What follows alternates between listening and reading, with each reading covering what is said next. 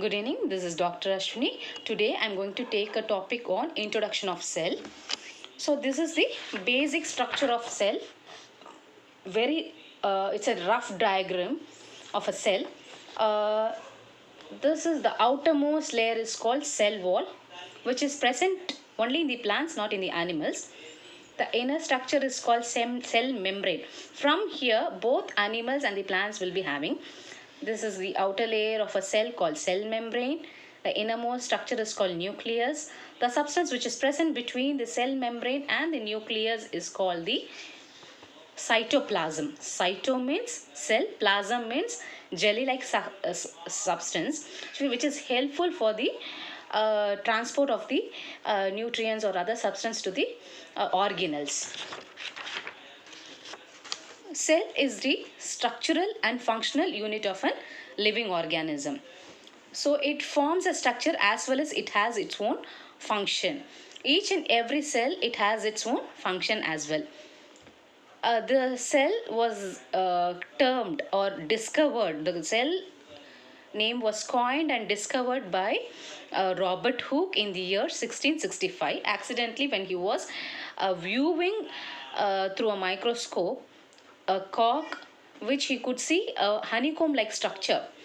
Each it was like honeycomb like structure, and he termed that one as a cell. The cell theory proposed that cell is the structural and functional unit of a living organism.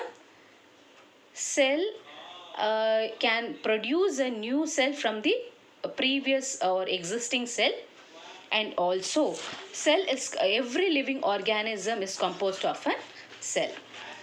So this is the various cells of a human body, that is smooth muscle cell, blood cells, red blood cell, bone cell, nerve cell, fat cell, sperm and ovum.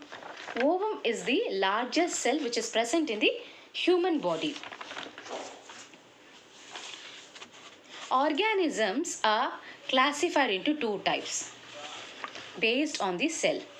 So they are unicellular organism and multicellular organism. So based on the number of cells, the organisms are classified into unicellular as well as multicellular. Unicellular means single cell, only one cell will be present. In multicellular, more than one cell will be present in the organism. The unicellular organism will have its own life function like eating, reproduction and excretion, get rid of the waste. Whereas in multicellular, each and every cells will have its own function. For excretion, it forms an organ system like um, um, excretory system, circulatory system likewise. So a cell forms a group of cell with similar structure and similar function forms a tissue. A group of tissue forms an organ. So a group of organ like heart, blood, okay, and the blood vessels together forms an organ system, that is called circulatory system. A group of systems like circulatory system, excretory system, respiratory system, nervous system together form an organism, that is human being. Have taken that one as an example here.